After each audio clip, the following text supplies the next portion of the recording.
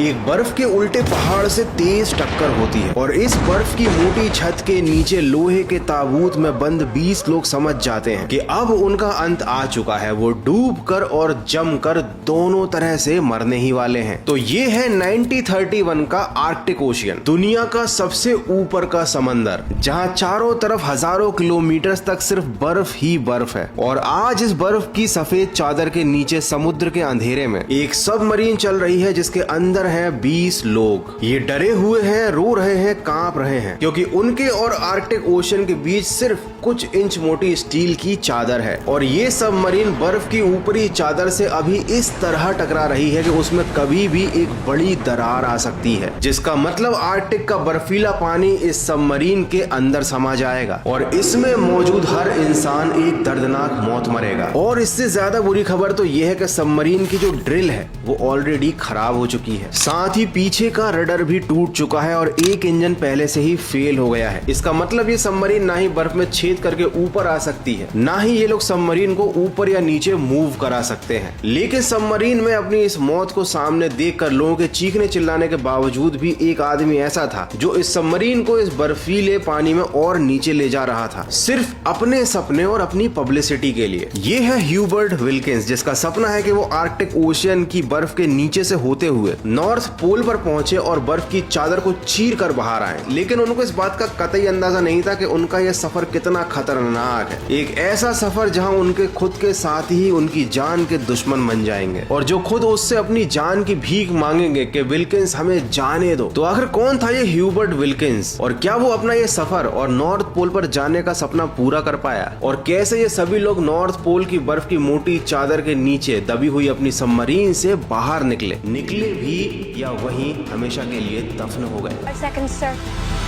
Fire!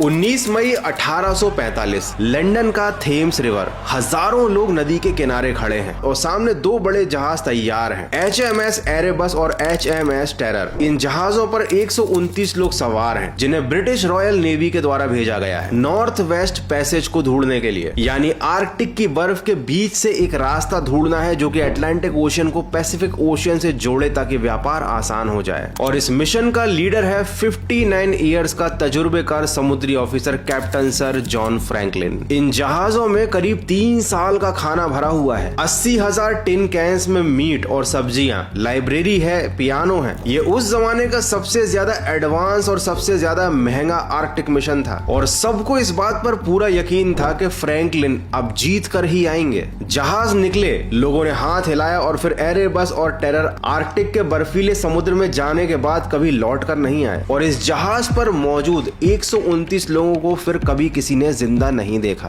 कहते हैं कि इनके खोने के बाद जब ब्रिटिश नेवी ने रेस्क्यू मिशंस भेजे थे इनको ढूंढ कर लाने के लिए, तो इन्हें ग्रीनलैंड के इनुइट लोगों से पता चला कि उन्होंने आर्कटिक की तैरती बर्फीली ग्लेशियर पर कुछ इंसानों को चलते देखा था, जिनकी चमड़ी सफेद थी और उनके हाथ में थी मांस और हड्डियां। मतलब उन 129 लोगों में जो लोग बच गए थे जिंदा, उन्होंने खुद को सरवाइव कराने के लिए अपने ही साथियों को खा लिया था। खैर ये तो सिर्फ एक घटना थी। 1900 के दौरान नॉर्थ पोल में जाने वाले कई शिप्स और मिशंस के साथ इससे भी ज्यादा डरावनी घटनाएं हुई हैं, जिनमें सबसे ज्यादा खतरनाक और वियर्ड केस है ह्यूबर्ट विल्किंस के नॉर्थ पोल मिशन का। जरा खुद इमेजिन करो ये कितना ज्यादा यूनिक और डेंजरस मिशन था कि ये लोग नॉर्थ पोल की बर्फ पर चलकर या हवा में उड़कर वहां नहीं जाने वाले थे, बल्कि ये आर्कटिक की मोटी बर्फ की चादर के नीचे समंदर के रास्ते से नॉर्थ पोल जाना चाहते थे, एक सबमरीन का इस्तेमाल करके, जिसका नाम था नॉटिलस सबमरीन। अगर आपको अभी भी समझ में नहीं आ रहा कि ये प्लान कितना ज्यादा खतरनाक और डरावना है, तो जरा ये देखो, ये है नॉर्थ पोल। यहाँ पर जमीन है ही नहीं, ये साउथ पोल जैसा नहीं है जहाँ एक पूरा कॉन्टिनेंट है। नॉर्थ पोल तो आर्कटिक ओशियन के बीच में है, हमेशा बर्फ से ढका हुआ, समुद्र नीचे रहता है और बर्फ ऊपर रहती है। तो नॉर्थ पोल पर पहला इंसान जो पहुंचा था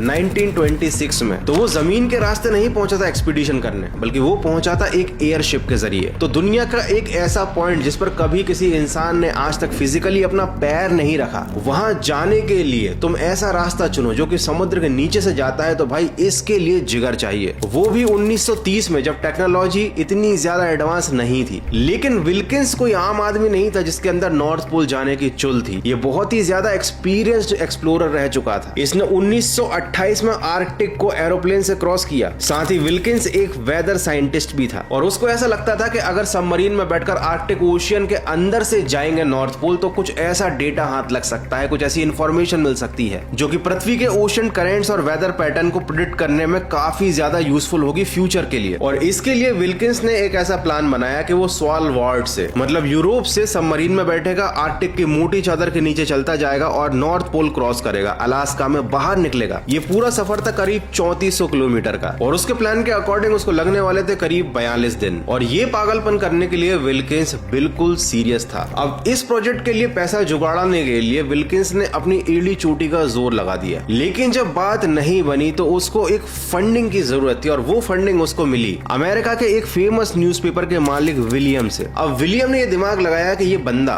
जो काम करने जा रहा है अगर ये सक्सेसफुल हो गया तो ऐसी हेडलाइन मिलेगी जिसकी वजह से उसका न्यूज़पेपर और ज्यादा फेमस हो जाएगा और ये खबर एक्सक्लूसिवली वही कवर करेगा क्योंकि इस प्रोजेक्ट में पैसा जो उसका लगा हुआ है। अब ये जो विलियम रेडोल्फ हेरस था, इसका एक और प्लान था। उसका प्लान ये था कि जब सबमरीन बर्फ को चीर कर ऊपर निकलेगी तब हम लोग उस पॉइंट पर एयरशिप के जरिए पहले से ही मौजूद होंगे इस नजारे को कैप्चर करने के लिए। और उस दिन एक हेडलाइन बनेगी, north pole conquered from sky and sea. अब यहाँ पर विल्किंस के लिए एक बढ़िया इनाम भी रखा गया कि अगर उसने सब कुछ टाइम पर कर दी तो उसको $1,50,000 अलग से मिलेंगे ये काम करने के। तो विल्किंस को ऐसा लग रहा था कि भाई उसकी 5 उंगलियां घी में है। एक तो उसका सपना पूरा हो रहा था, उसको पब्लिसिटी मिल रही थी, उसको पैसा भी मिल रहा था और इन सब के चक्कर में ना उसने अपने इस एम्बिशियस साइंस प्रोजेक्ट का तमाशा बना दिया। और तमाशा जब पब्लिकली बिगड़ता है ना तो बड़ा बुरा रायता फैलता है। अब ये लोग सेना से वर्ल्ड वॉर 1 की एक सबमरीन की जुगाड़ कर लेते हैं जिसका नाम है O-12 सबमरीन। ये काफी पुरानी है, इसकी टेक्नोलॉजी भी पुरानी है और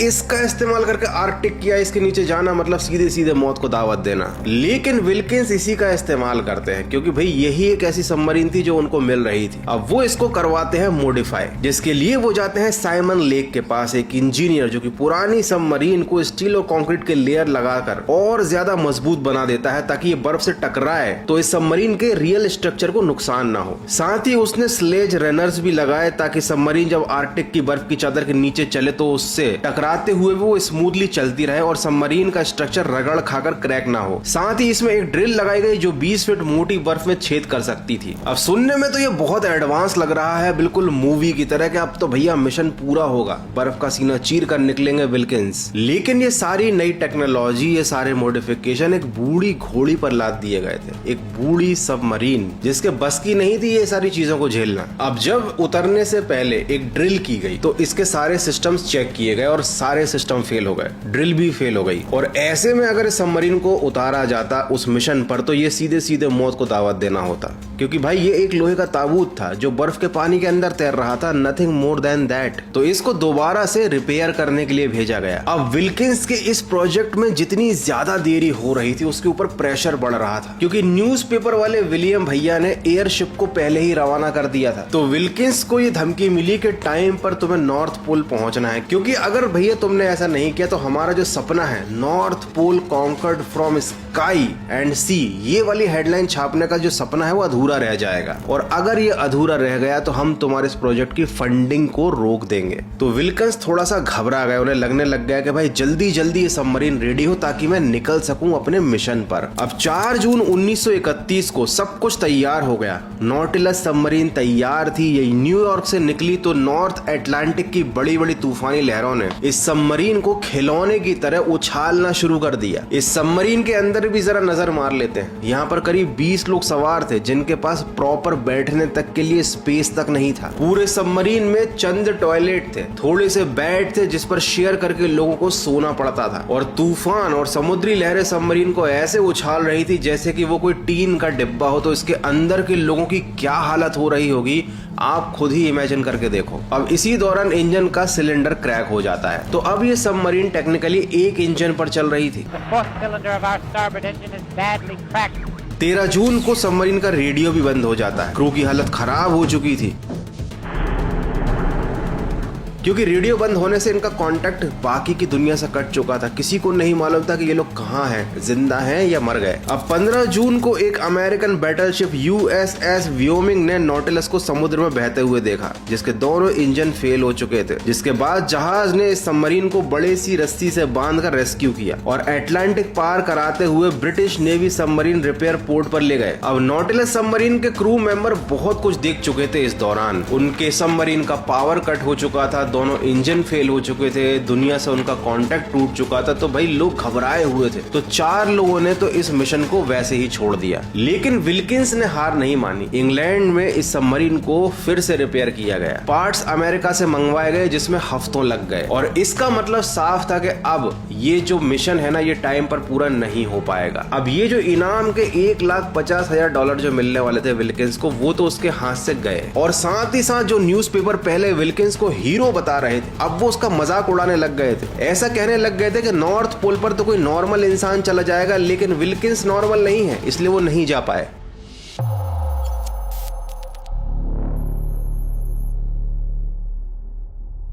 28 जुलाई को महीनों की देर के बाद नॉटिलस दोबारा पानी में उतरती है। हालांकि उसमें अभी भी बहुत सारी प्रॉब्लम्स थी, लेकिन इस सबमरीन के क्रू ने अब थोड़ी बहुत मरम्मत करना सीख लिया था। ये सफर शुरू होता है एक बार फिर से और 19 अगस्त को नॉटिलस के क्रू को बर्फ दिखी, असली आर्कटिक बर्फ, जिसके बाद ये उस बर्फ की शीट के नीचे पनडुब्बी को ले गए और अपने सफर को जारी रखा। करीब 1 वीक तक बर्फ में चलने के बाद नॉटिलस 82 डिग्री नॉर्थ में पहुंच गया और ये उस टाइम बहुत बड़ा रिकॉर्ड था। एक पल के लिए तो ऐसा लगा कि शायद विल्किंस अपना सपना पूरा कर लेगा, लेकिन इस सबमरीन के अंदर हालात तो कुछ अलग ही थे। जो क्रू था वो ठंड की वजह से कांप रहा था और उसका सबसे बड़ा रीजन ये था कि उस सबमरीन के अंदर हीटर ही नहीं था और ना ही किसी तरह का टेम्परेचर को कंट्रोल करने के लिए इंसुलेशन था। यहाँ बस एक पतली सी मेटल की लेयर थी जो माइनस टेम्परेचर वाले आर्कटिक समुद्र से क्रू को बचाए हुए थी। अब कई दिनों तक इस बर्फ के नीचे चलते चलते क्रू के मेंबर इस ठंड की वजह से बीमार पड़ने लगे। बहुत सारे लोग तो मेंटली डिस्टर्ब भी हो गए थे। कुछ लोग इस डर में जी रहे थे कि अगर अब बर्फ के नीचे फिर से इसका इंजन खराब हो गया तो ये हमारी कब्र बन जाएगी। और इस बात को सबमरीन के बाहर बर्फ से टकराने की जो आवाजें आ रही थी ना, वो और ज्यादा मजबूत कर रही थी। जब सबमरीन ऊपर मौजूद बर्फ की मोटी चादर से टकराती तब सारा का सारा क्रू डर जाता था कि कहीं सबमरीन की बॉडी में कोई क्रैक तो नहीं आ गया या फिर सबमरीन कहीं बर्फ में अटक तो नहीं गई। और धीरे धीरे ये सोच सभी के ऊपर हावी होने लगी। सब लोग इस मिशन को छोड़कर अपनी जान बचाना चाहते थे, वापस जाना चाहते थे विल्किंस को छोड़कर। 22 अगस्त को विल्किंस ने अपने क्रू से कहा कि सबमरीन को और मोटी बर्फ के नीचे ले जाओ, पर सबमरीन ज्यादा गहरे पानी में अब जा नहीं रही थी क्योंकि उसका डाइविंग रडर यानी वो हिस्सा जो सबमरीन को पानी में ऊपर नीचे कंट्रोल करता है वो काम नहीं कर रहा था। जिसके बाद विल्किंस ने एक डाइवर को बाहर नॉटिलस के रडर को चेक करने के लिए भेजा।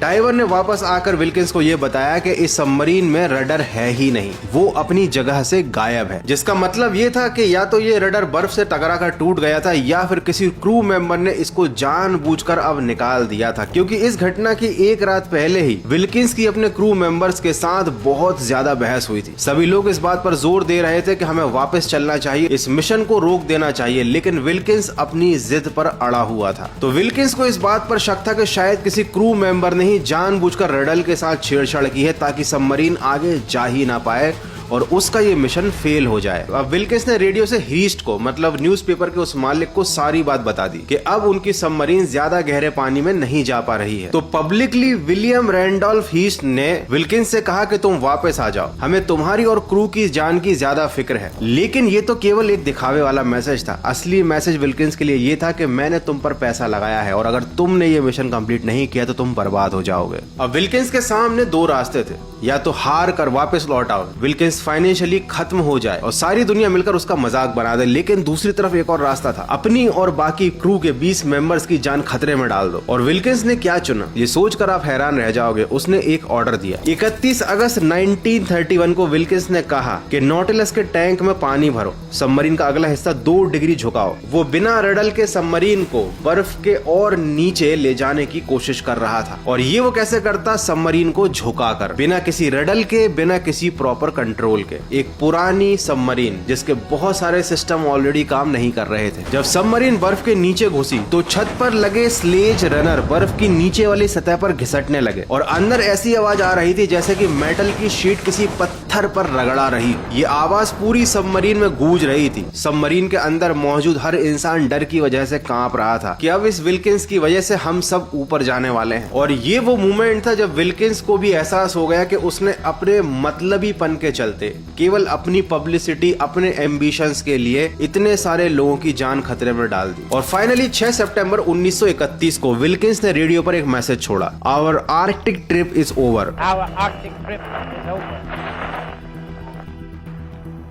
मिशन खत्म, सब कुछ खत्म। अब तुम्हें लग रहा होगा कि शायद विल्किंस हार गया, लेकिन कहानी यहीं पर खत्म नहीं होती, बल्कि कहानी तो यहाँ से शुरू होती है। क्योंकि वो डेटा जो विल्किंस की टीम ने आर्कटिक में कलेक्ट किया था, जैसे बर्फ के नीचे गर्म पानी की एक हिडन लेयर की डिस्कवरी, ग्रेविटी की रीडिंग, समुद्र की तलहट के सैंपल्स, ये सारी चीजें बेकार नहीं गई। अमेरिका की सबसे बड़ी ocean research organisation Woods Hole Oceanographic institutions ने इस डेटा को अपनी पहली ऑफिशियल रिपोर्ट में यूज किया। साथ ही विल्किंस की इस एक्सपीडिशन ने इस बात को साबित कर दिया कि सबमरीन से आर्कटिक में जाना पॉसिबल है। जिसके बाद ईयर 1958 में, मतलब विल्किंस की एक्सपीडिशन के करीब 27 साल बाद, अमेरिका की एक न्यूक्लियर सबमरीन जिसका नाम भी नॉटिलस ही रखा गया था, उसने विल्किंस का सपना पूरा करते हुए आर्कटिक को पार किया। और इस कहानी का जो पार्ट मेरा फेवरेट है वो ये है कि 1959 में एक और submarine USS Skate North Pole पर बर्फ को तोड़कर बिल्कुल वैसे पहुंची जैसे विल्किंस ने सोचा था। और इस मिशन की खास बात यह थी कि विल्किंस भी उनके साथ था, बस इस बार विल्किंस राख के रूप में था, जो सबमरीन के क्रू मेंबर्स अपने साथ लाए थे। क्योंकि विल्किंस की आखिरी इच्छा थी कि उसकी राख को वहीं बिखेरना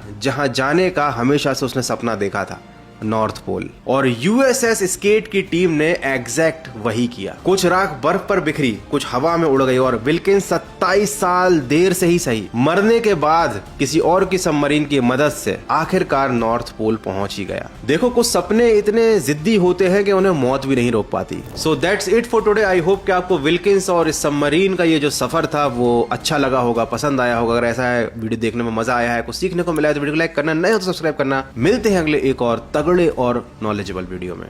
टेक केयर, गुड बाय।